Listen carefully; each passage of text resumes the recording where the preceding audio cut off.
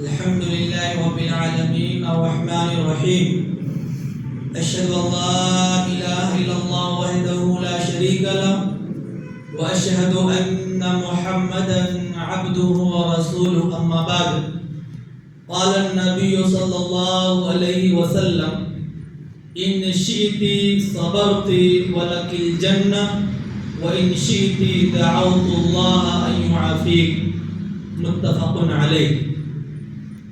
حضرات، صبر کے تعلق سے آپ کے سامنے باتیں پیش کی جا رہی تھی۔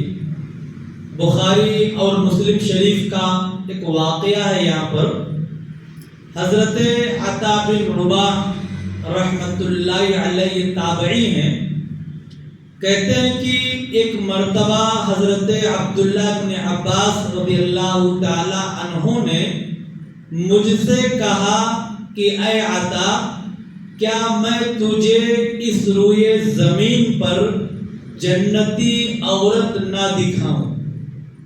اس زمین پر زندہ ہے، ابھی چل رہی ہے، کیا میں تجھے ایک جنتی عورت نہ دکھاؤں؟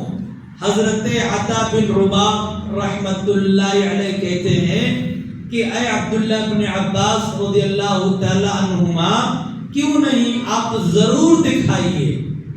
تو حضرت عبداللہ بن عباس رضی اللہ تعالی عنہما کہتے ہیں، یہ جو کالی عورت، اور بعض روایتوں میں یہ جو بوڑھی عورت یہ جو جا رہی ہے نا، اس کو دیکھو، آپ اس کو دیکھو، یہ جنتی عورت ہے، یہ جنت میں جائے گی۔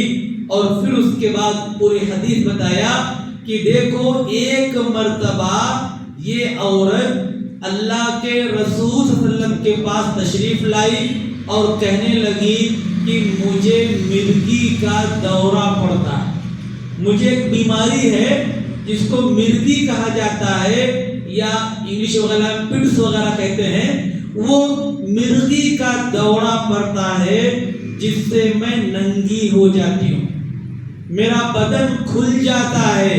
تو اس لیے آپ میرے لیے دعا فرما دیں تاکہ اللہ رب العالمین مجھے اس بیماری سے نجات دے دے۔ اس بوڑھی عورت نے، اس کالی عورت نے اپنی پریشانی اللہ کے رسول صلی اللہ علیہ وسلم کے پاس ذکر کیا۔ اب آگے دیکھیے آپ کیا فرماتے ہیں، ان شئتی صبرتی ولک الجنہ، اے عورت، اگر تو صبر کرے، یہ جو بیماری ہے تجھے نا، اس بیماری پر اگر تو صبر کرے گی تو تیرے لیے جنت ہے، جنت ملے گی تجھے۔ اگر اس بیماری پر جو تجھے ہے صبر کرے گی، جنت ملے گی۔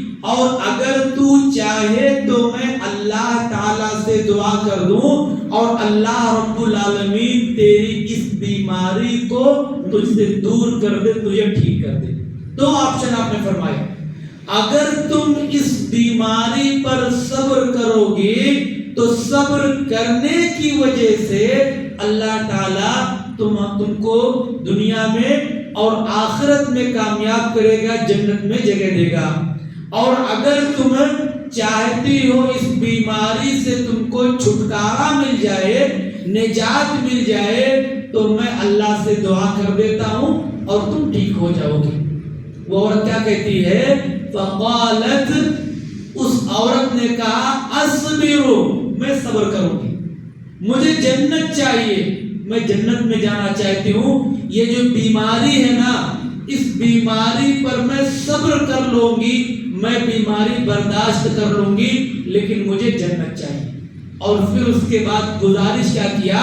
فقالت انی اتکشف، اے اللہ کے رسول صلی اللہ علیہ وسلم، جب مجھے دورہ پڑتا ہے نا تو میں بے پردہ ہو جاتی ہوں، میرا بدن کھل جاتا ہے، اس لیے آپ اس کے لیے دعا کر دیں کہ جب بھی مجھے بیماری آئے تو پھر مجھے میرا بدن ننگا نہ ہو۔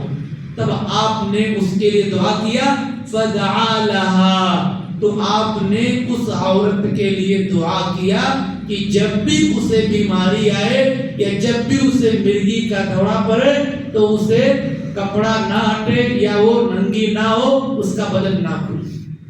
یہ بخاری اور مسلم شریف کی حدیث ہے۔ اس میں آپ دیکھیں کہ ایک عورت جس کے ساتھ بیماری لگی ہے، بڑی بیماری ہے، لیکن جنت کی چاہت میں وہ اس بیماری پر صبر کرنے کے لیے تیار ہے۔ شریعت اسلامیہ میں ہر بیماری کا علاج کرانا چاہیے، علاج کرانا ہے، سنت ہے۔ ایسا نہیں کہ ہم کو کوئی بیماری لگ گئی ہے تو ہم ایسے چھوڑ سکتے ہیں۔ یہ اس عورت کے لیے اللہ رب العالمین کی طرف سے ایک بڑی نعمت تھی کہ اللہ کے رسول صلی اللہ علیہ وسلم کے پاس اس نے آ کر کے رخصت کے مقابلے میں عزیمت کو اختیار کیا۔ اس نے رخصت تھی علاج کرانا، دعا کرانا، لیکن اس نے اپنے آپ کو اس بیماری پر صبر کرتے ہوئے جنت میں جانے کو اختیار کیا کہ مجھے جنت میں جانا ہے۔ یعنی جنت کا کتنا شوق تھا ہمارے صحابہ اور صحابیات کو۔ دوسری چیز اس سے پتہ چلتی ہے کہ بیماری میں بھی بدن کھلنا اور ننگا ہونا یہ ہمارے صحابیات کو پسند نہیں تھا۔ اور آج کیا ہوتا ہے، ہمارے مسلم گھرانوں میں ہمارے مسلم خواتین جان بوجھ کر کے بے پردگی کا اظہار کرتی ہیں اور بے پردہ چل کر کے لوگوں کو گمراہ کرنا چاہتی ہیں۔ شریعت اسلامیہ میں اس کی سختی سے ممانعت کی گئی ہے۔ خلاصہ کلام یہ ہے کہ اس واقعے میں ایک جنتی عورت کو حضرت عبداللہ ابن عباس رضی اللہ تعالیٰ عنہ نے اپنے شاگرد عطا بن رباح کو دکھایا کہ یہ دیکھو جو چل رہی ہے، یہ زندی چلتی پھرتی جو عورت ہے نا، یہ جنتی عورت ہے، اس کو نبی نے جنت میں جانے کی بشارت دی ہے، اس کے بیماری پر